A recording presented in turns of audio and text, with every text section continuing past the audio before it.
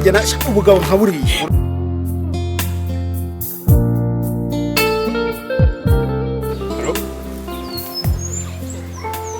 ikinisho cyawe ukomeza ukinisha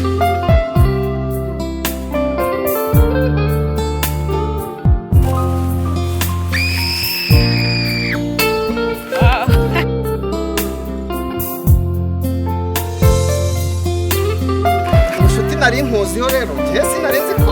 ibintu ujya ubigendera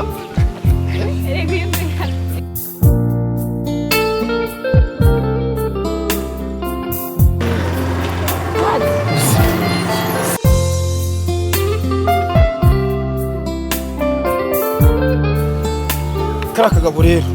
wakamabariye kiriya gihe njye numvaga ubwanjye nagafata nkagakunya kuguru bitewe n'ibyo kankoreye